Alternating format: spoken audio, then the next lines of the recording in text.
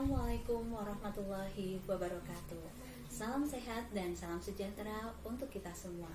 Perkenalkan, nama saya Anita Nilawati dan saat ini saya tergabung sebagai salah satu dosen tetap di Fakultas Farmasi Universitas Diabudi Surakarta dengan bidang keilmuan teknologi farmasi. Pada kesempatan kali ini, dalam rangka unjuk kerja Tridharma bidang pengajaran, maka izinkan saya untuk memaparkan salah satu mata kuliah yang saya ampu pada program studi S1 Farmasi, yaitu Formulasi dan Teknologi Sediaan Steril. Mata kuliah ini diberikan kepada mahasiswa semester 7 dengan bobot 2 SKS. Adapun tujuan diberikannya mata kuliah Formulasi dan Teknologi Sediaan Steril, yaitu untuk mendukung salah satu profil lulusan S1 Farmasi, yaitu menghasilkan lulusan yang mampu menerapkan ilmu dan teknologi farmasi dalam pengembangan sediaan farmasi yang aman, efektif, stabil, dan bermutu. Untuk mencapai profil lulusan tersebut, maka mata kuliah Formulasi dan Teknologi Sediaan Steril itu mempunyai capaian pembelajaran. Yang pertama adalah menghasilkan mahasiswa yang mampu untuk merancang dan menganalisa formula berbagai macam sediaan steril. Kemudian yang kedua, mahasiswa mampu untuk menentukan jenis pengemas serta proses pembuatan sediaan steril dengan tepat. Dan yang ketiga, mahasiswa mampu melakukan evaluasi mutu dan penjaminan mutu dari sediaan farmasi steril. Adapun topik untuk mata kuliah Formulasi dan Teknologi Sediaan Steril antara lain, yang pertama mengenai sterilitas dan metode sterilisasi. Kemudian yang kedua, validasi dan monitoring proses sterilisasi. Yang ketiga adalah preparat mata. Keempat, rute parenteral. Yang kelima, mekanisme pelepasan obat sediaan parenteral. Keenam, sediaan parenteral volume kecil atau small volume parenteral dan volume besar atau large volume parenteral. Untuk yang ketujuh, yaitu pelarut dan WFI. Kedelapan, komponen formula dalam sediaan steril. Kesembilan, karakteristik eksipien untuk sediaan steril. Kesepuluh, rancangan formula preparat mata dan parenteral. Kesebelas, mengenai pengemas sediaan steril. 12 mengenai evaluasi mutu sediaan steril, dan yang terakhir mengenai cara pembuatan obat yang baik dari sediaan steril. Baik, selanjutnya saya akan memaparkan mengenai metode pembelajaran yang saya dan tim terapkan dalam rangka melaksanakan proses kegiatan belajar mengajar untuk mata kuliah Formulasi dan Teknologi Sediaan Steril. Mata kuliah ini diberikan dalam 14 kali pertemuan tatap maya dengan durasi pertemuan selama 100 menit untuk setiap pertemuannya. Kemudian, untuk mengevaluasi tingkat pemahaman mahasiswa terhadap topik-topik dan materi yang sudah diberikan, maka diadakan 2 kali ujian terjadwal, yaitu ujian tengah semester dan ujian akhir semester. Karena kondisi pandemi COVID-19 yang masih melanda Indonesia sampai dengan saat ini, maka kami menggunakan media pembelajaran, platform pembelajaran digital, yaitu dengan menggunakan media Edlink, Google Classroom, dan Google Meeting. Kemudian terkait dengan metode pembelajaran, kami juga menggunakan kombinasi metode DIA atau Delivery, Interaction, dan Assessment. Metode yang pertama yaitu metode delivery, yaitu bagaimana saya menyampaikan topik atau materi pembelajaran kepada mahasiswa. Dalam rangka menyampaikan topik atau materi pembelajaran kepada mahasiswa, ada beberapa strategi yang saya gunakan. Yang pertama adalah pada waktu awal perkuliahan berlangsung, kami menyampaikan kontrak perkuliahan yang pertama berisi mengenai referensi-referensi yang digunakan sebagai bahan ajar dalam mata kuliah ini. Referensi tersebut antara lain, yang pertama, Handbook of Pharmaceutical Manufacturing Formulation volume 6 mengenai produk-produk steril. Kemudian yang kedua adalah Handbook of Pharmaceutical Excipient edisi ke-6 maupun edisi ke-8. Yang ketiga, Peraturan Badan POM nomor 34 tahun 2018 tentang pedoman cara pembuatan obat yang baik, chapter atau bagian sediaan steril. Kemudian selanjutnya adalah petunjuk operasional penerapan pedoman cara pembuatan obat yang baik tahun 2012, dan terakhir Farmakope Indonesia edisi 6 tahun 2020. Dengan memberikan referensi bahan ajar di atas, maka harapan kami mahasiswa dapat memperoleh informasi yang luas dan terkini serta mengasah kemampuan bahasa Inggris yang merupakan salah satu skill yang penting bagi mahasiswa setelah menyelesaikan pendidikan pada jenjang S1 Farmasi. Kemudian strategi yang kedua adalah dengan membuat materi pembelajaran yang memuat konsep inti dan pokok dari setiap topik berupa PowerPoint. Dan materi tersebut biasanya kami sampaikan pada saat awal perkuliahan sebelum sesi diskusi berlangsung dengan mahasiswa.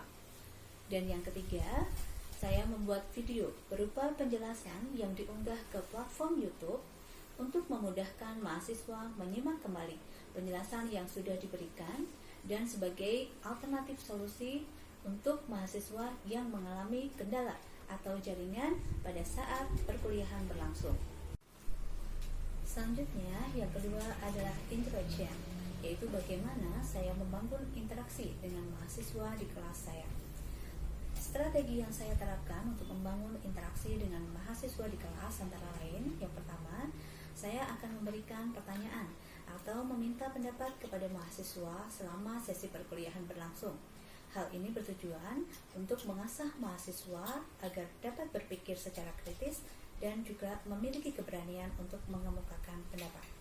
Kemudian yang kedua adalah dengan cara memberikan tugas yang dilakukan secara berkelompok.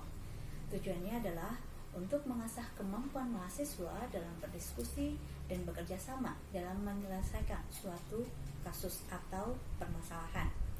Kemudian yang ketiga adalah dengan memberikan kesempatan kepada mahasiswa untuk mempresentasikan hasil diskusi kelompok dalam kelas besar yang bermanfaat untuk mengasah rasa percaya diri maupun kemampuan berkomunikasi.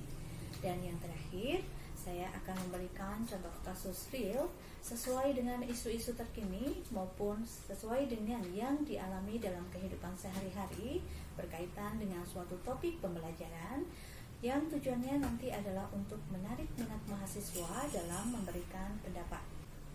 Komponen yang ketiga adalah assessment. Assessment adalah suatu metode bagaimana saya memberikan penilaian terhadap seluruh aspek selama kegiatan belajar mengajar berlangsung untuk kemudian saya memberikan penilaian secara objektif dan adil kepada mahasiswa. Teknik assessment yang saya gunakan adalah dengan menyampaikan kriteria penilaian atau komponen penilaian pada saat awal perkuliahan berlangsung. Adapun untuk komponen penilaian yang saya gunakan, yang pertama adalah komponen penilaian harian yang terdiri atas tugas mandiri, baik pretest maupun posttest, kemudian tugas kelompok dan juga keaktifan selama sesi diskusi berlangsung di dalam kelas. Seluruh komponen penilaian harian ini nantinya akan menjadi 40% proporsi dari nilai akhir. Kemudian komponen penilaian yang kedua adalah komponen penilaian ujian yang berbentuk ujian tengah semester dan ujian akhir semester. Untuk masing-masing penilaian ujian tengah semester dan ujian akhir semester memiliki proporsi nilai 30% dari nilai akhir. Dengan penyampaian komponen penilaian pada awal perkuliahan, diharapkan mahasiswa mengetahui dan dapat melaksanakan perkuliahan dengan baik, sehingga nantinya juga akan memperoleh penilaian yang maksimal untuk mata kuliah formulasi dan teknologi sediaan stereo. Demikian tadi paparan deskripsi, capaian pembelajaran, serta metode pembelajaran yang saya lakukan dalam melaksanakan proses kegiatan belajar mengajar mata kuliah formulasi dan teknologi sediaan steril pada program studi S1 Farmasi. Selanjutnya, sebagai penutup, berikut adalah video cuplikan kegiatan pembelajaran yang saya lakukan pada pertemuan ke-9 dengan menggunakan media Google Meeting dengan topik membahas mengenai karakteristik eksipien atau bahan tambahan dalam formula sediaan steril. Selamat menyaksikan dan semoga bermanfaat. Terima kasih atas perhatiannya. Sampai jumpa dan wassalamualaikum warahmatullahi wabarakatuh. Kami dari kelompok 9 akan mempresentasikan hasil diskusi kami mengenai metilparaben.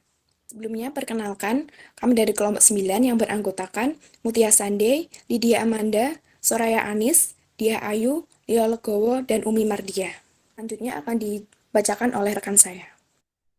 Metilparaben memiliki berat molekul 152,15 dengan rumus molekul C8H8O3. Untuk referensi diambil dari buku Farmakope Indonesia edisi 4 tahun 2020 halaman 1144. Samping sebelah kanan merupakan gambar struktur metilparaben.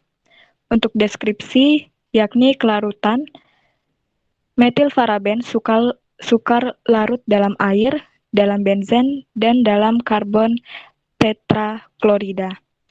Namun, mudah larut dalam etanol dan di dalam ether.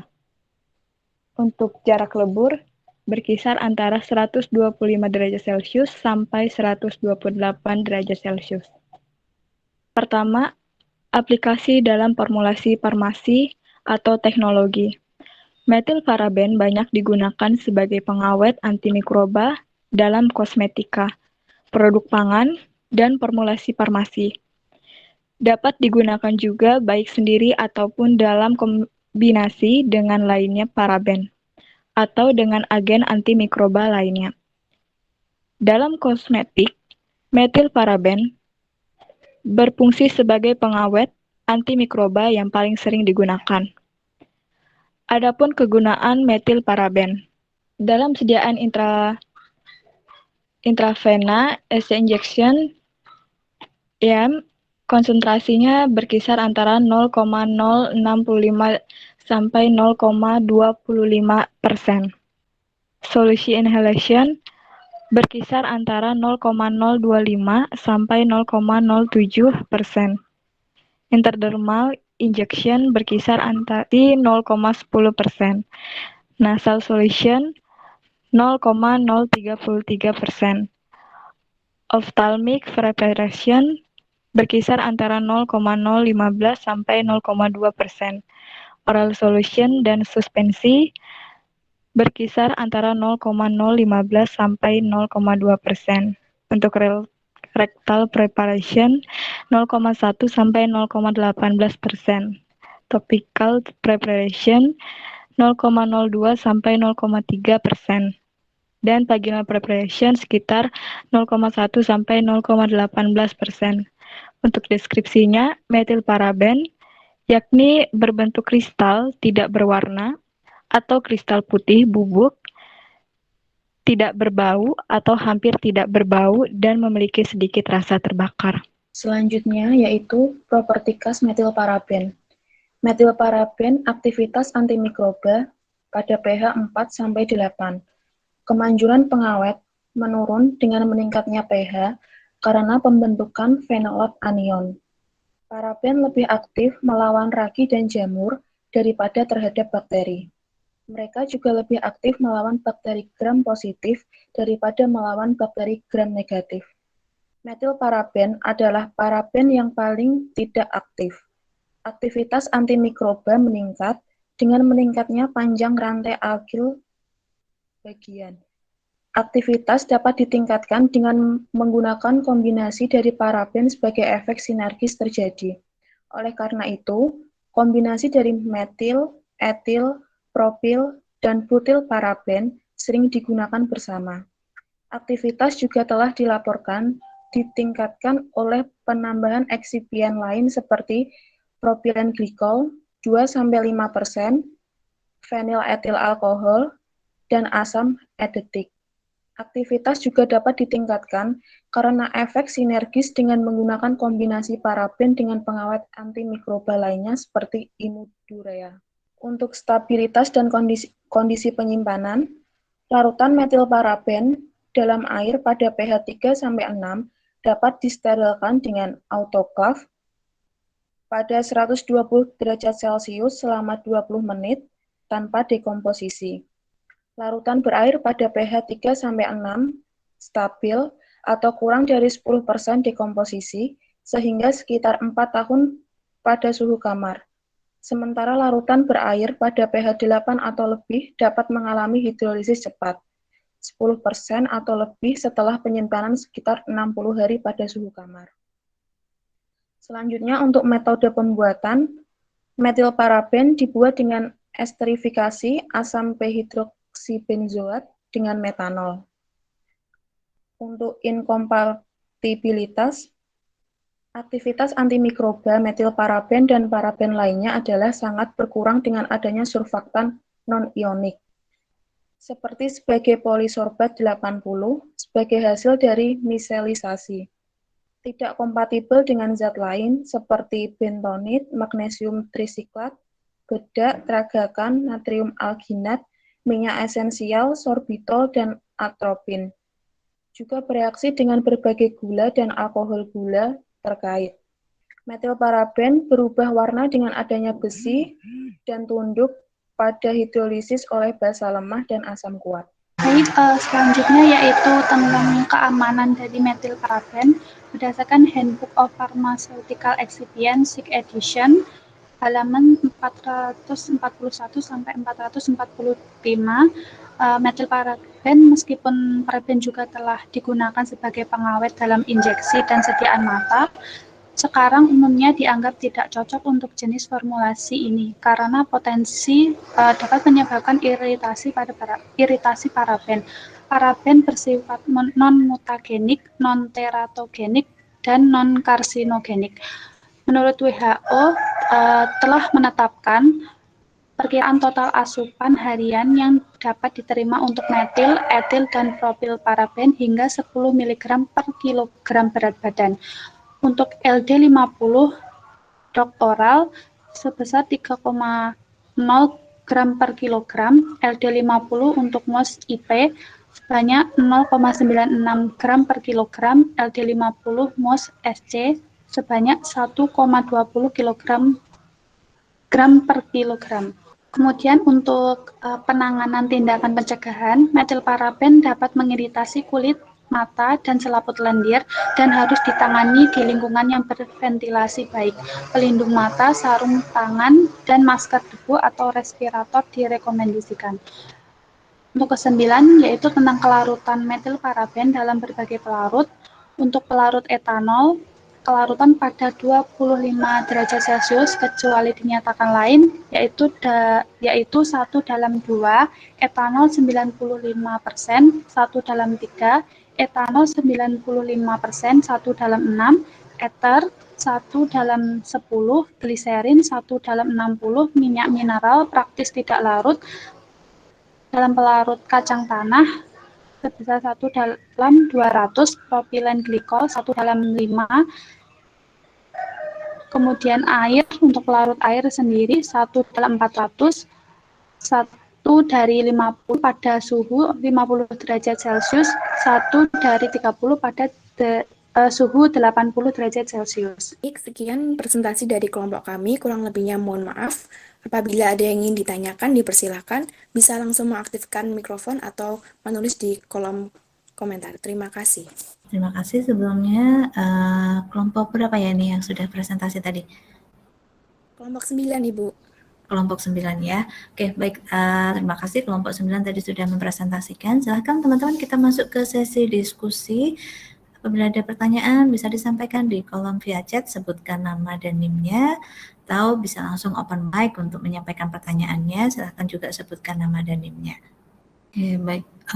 Karena belum ada pertanyaan yang masuk, mungkin saya akan memberikan sedikit ini dulu ya, review ya terkait dengan hasil PPT yang sudah dikerjakan oleh kelompok 9 ya, yaitu membahas tentang bahan metilparaben.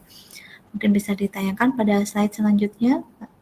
Baik, jadi ini ya teman-teman referensi dari metilparaben. Nah ini ada struktur maupun rumus molekul dari metilparaben, kemudian juga sudah ada deskripsi mengenai kelarutan ya.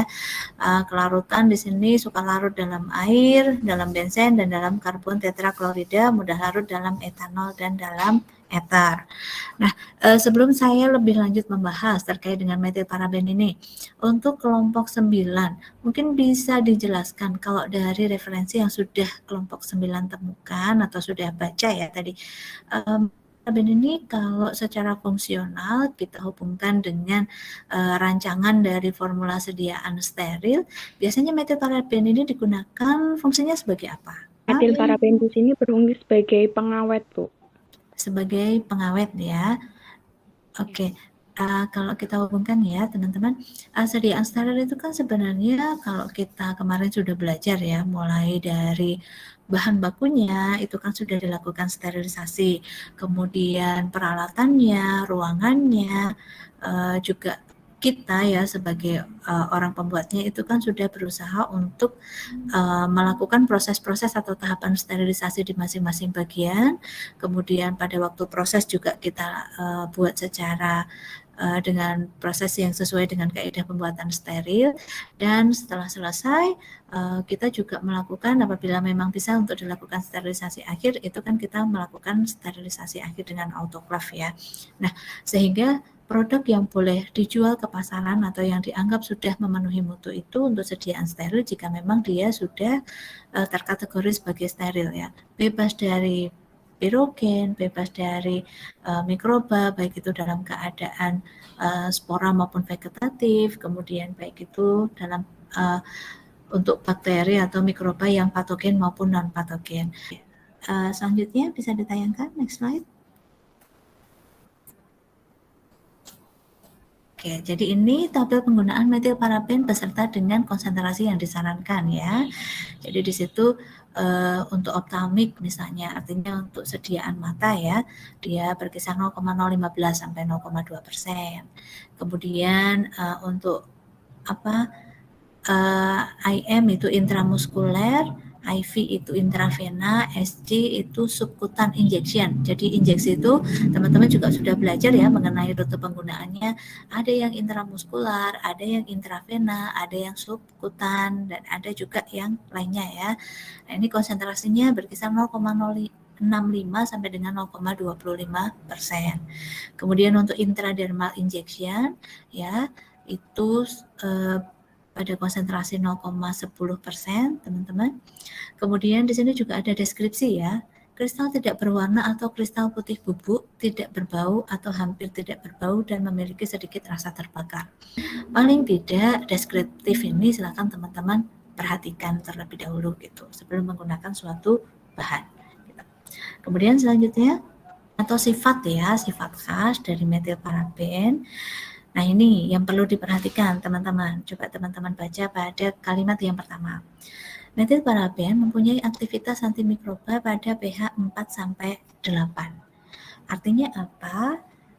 Di sini aktivitas utama dari metilparaben itu bisa dicapai sebagai antimikroba jika sediaan kita mempunyai pH 4-8. Kemudian catatannya, kemanjuran pengawet menurun dengan meningkatnya pH karena pembentukan fenolat anion. Artinya apa? Kalau kita pH-nya lebih dari 8, maka efektivitas dia sebagai pengawet atau sebagai antimikroba itu akan mengalami penurunan. Kemudian selanjutnya, slide selanjutnya, oke. Kalau dibaca dari sini, teman-teman kelompok 9, kalau misalnya nih ya, kita membuat tetes mata yang pengawetnya tadi adalah dengan menggunakan metilparaben, ya. Kalau kita lihat atau kita pandang dari sisi metilparabennya saja, kira-kira sediaan akhir tersebut itu bisa kita lakukan proses sterilisasi akhir atau tidak?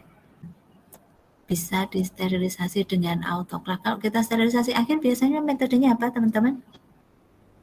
Bisa dengan autoclave. Ya, dengan autoclave ya. Suhunya biasanya berapa? 121, Bu. Ya, waktunya? 15 menit. Ya, 15 menit. Oke. Kalau dari informasi yang tertampil pada layar saat ini, kira-kira kalau kita punya formula, kita hanya mempertimbangkan dari adanya kandungan metilparaben ya, kita sedang tidak melihat dari misalnya zat aktifnya itu tahan panas apa tidak, karena ini kan kita sedang berbicara metilparaben. Kira-kira nanti larutannya itu bisa kita lakukan sterilisasi akhir atau tidak? Bisa, Bu. Oke, alasannya? Saya Ibu. Karena dapat disteril itu larutan metilparaben dapat disterilkan dengan autoclave itu, Bu. Selama 120 derajat Celcius selama 20 menit. Tanpa dikomposisi. Tanpa dikomposisi. Iya, betul. Berarti ini menunjukkan, oh berarti metilparaben ini kalau kita gunakan sebagai bahan pengawet dalam sediaan kita, dia kalau kita lakukan autoclave secara tadi dilihat dari si metilparaben nggak masalah ya gitu, dia masih tetap bisa stabil ya gitu, jadi aman untuk dilakukan sterilisasi akhir. Nah nanti tinggal dikaji terkait dengan formula-formula yang lainnya atau kemasan yang akan digunakan ya, dia kira-kira semua komponennya itu memang semuanya stabil untuk bisa disterilkan atau tidak gitu. Kalau semuanya aman ya berarti produknya itu bisa dilakukan dengan teknik non aseptik gitu. Jadi terakhirnya nanti setelah dikemas dia dilakukan sterilisasi akhir. Oke, kemudian selanjutnya, kemudian ini terkait dengan kelarutan, teman-teman. Jadi untuk kelarutan di sini yang ingin saya sampaikan adalah ini. Metilparaben di sini kan disajikan besarnya kelarutan pada berbagai macam pelarut ya. Kalau dilihat berarti kelarutan dia paling baik di dalam apa, teman-teman? Oke, teman-teman 1 dalam 2, 1 dalam 3 itu kira-kira seperti apa sih? Ada yang bisa menjelaskan? Misalnya 1 mili etanol dalam 2 mili dalam 1 mili paraben dalam 2 mili etanol. Ya, biasanya itu gram per mililiter ya teman-teman. Jadi 1 gram metilparaben itu dilarutkan dalam 2 mililiter atau 2 gram etanol ya. Jadi 1 banding 2 bagian gitu. Jadi kalau kita mau melarutkan metilparaben, paling mudah kelarutannya menggunakan etanol gitu. Pertanyaannya, kalau ternyata di dalam formula tersebut kita tidak gunakan etanol ya, tetapi dalam formula kita misalnya terdapat propilen glikol, maka alternatif yang bisa kita gunakan melarutkan metilparaben dalam apa? Propilen glikol. Propilen glikol ya, 1 dalam 5 bagian gitu. Kalau ternyata kita tidak menggunakan etanol, tidak menggunakan propilen glikol juga, tidak menggunakan gliserin juga misalnya, tetapi memang pelarut kita adalah air ya, di situ juga tertampil bahwa kelarutan dalam air itu 1 dalam 400, 1 banding 400. Artinya kita harus melarutkan 1 gram metilparaben dalam 400 bagian air. Nah, tetapi kalau suhu airnya itu kita tingkatkan ya, di situ ada keterangan pada suhu 50 derajat kelarutannya menjadi lebih mudah larut atau lebih sukar larut? Lebih mudah larut, Ibu. Ya, lebih mudah larut menjadi 1 banding 50 gitu. Kalau suhu airnya kita tingkatkan lagi sampai 80 derajat, makin mudah larut, Bu. Ya, makin mudah larut lagi menjadi 1 banding 30 gitu. Artinya apa? Teknik melarutkan metilparaben itu direkomendasikan kalau kita memang akan melarutkannya dengan air menggunakan apa? Air biasa atau air berapa? Air panas, Ibu, dengan suhu yang tinggi. Iya, air panas gitu. Jadi gunakan air panas yang suhunya sebisa mungkin minimal 80 derajat Celcius. Supaya apa? Supaya metilparaben ini lebih mudah larutnya gitu. Oke, ini sih beberapa tambahan dari saya. Sebentar, Mbak Lydia Amanda sedang resen. Mungkin ada yang ingin disampaikan, Mbak Lydia? Maaf Bu, salah pencet tadi Bu. Oh oke, baik. Berarti tidak ada pertanyaan ya. Oke. Karena di kolom chat juga belum ada pertanyaan, Oke, saya rasa untuk kelompok 9 ya yang telah mempresentasikan metiparaben kita cukupkan sekian terlebih dahulu. Terima kasih kelompok 9, silahkan ditutup untuk sesi presentasinya. Terima kasih untuk Ibu yang telah mereview hasil diskusi kelompok kami. Sekian presentasi dari kelompok kami, kurang lebihnya mohon maaf. Wassalamualaikum warahmatullahi wabarakatuh. Oke, waalaikumsalam warahmatullahi wabarakatuh. Terima kasih teman-teman.